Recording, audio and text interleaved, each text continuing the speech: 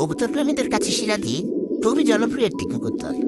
এই কবুতরটি পালনের সবচেয়ে বড় সুবিধা হচ্ছে এটা আমাদের দক্ষিণ এশীয় অঞ্চলে বহু যুগ যাবৎ পালন হয়ে আসছে বলে কবুতরটি সহজে কোনো রোগবালায় আক্রান্ত হয় না। দেখাচ্ছে সিরাজি কবুতর পালন পদ্ধতি এদের ডিম্বাচ্য উৎপাদন পথ সিরাজি আকৃতিগতভাবে বেশ বড় একটি কবুতর। কবুতরগুলো লম্বায় 10 থেকে 11 ইঞ্চি হয়ে থাকে। এক একটি কবুতরের ওজন 400 থেকে 500 গ্রামের মতো হয়। তুলনামূলকভাবে অন্যান্য পোষা কবুতরের থেকে এই কবুতরটির বডি কালারটা একটু ভিন্ন হয় থাকে। সিরাজি কবুতরগুলো সাদা, কালো, প্যাস্টেল, সিলভার অথবা টিপ কিংবা তামাটে এরকম বিভিন্ন কালারের মধ্যে দেখা যায়। এখন জানা নেই সিরাজি কবুতর পালন পদ্ধতি এবং এদের ডিম্বাচ্য উৎপাদন পদ্ধতি মানে ব্রিডিং সম্পর্কে বিস্তারিত।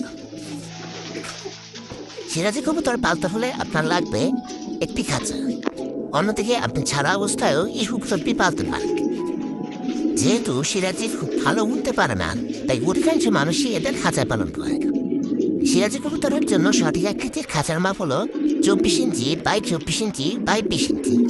তার মানে খাঁচাটার দৈর্ঘ্য হবে 24 ইঞ্চি, প্রস্থ হবে 24 ইঞ্চি এবং উচ্চতা হবে 20 ইঞ্চি। এরকম সাইজের একটা খাঁচায় আপনি এক জোড়া সিরাজি কবুতর বাচ্চা সহ ভালোভাবে রাখতে পারবেন। এবার আসুন জেনে নেই সিরাজি কবুতরের খাবার কি।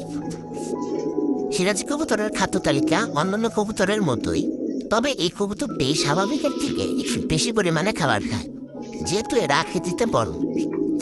একটি প্রাপ্তবয়স্ক সিরাজি একদিনে 50 থেকে 80 গ্রাম খাবার খায়। সেক্ষেত্রে আপনি যদি এক জোড়া কবুতর পালেন তবে মাসে 2 থেকে 3 কেজি পরিমাণ সিড মিক্স বা দানাদার খাবারের প্রয়োজন হবে। তার হিসাবে গম, মটর, খেসারি, ভুট্টা, সরিষা, ধান এগুলো সবই ব্যবহৃত হয়। এবার আসুন শর্টকাটে জেনে নেই সিরাজি কবুতরের প্রজনন বা ব্রিড। আপনি কিভাবে এদের ডিম্বাচ্য উৎপাদন করেন। সিরাজি কবুতর 7 থেকে 8 মাস বয়সে অ্যাডাল্ট হয়। এরপর থেকে এরা ডিম্বাচ্য উৎপাদন শুরু করে।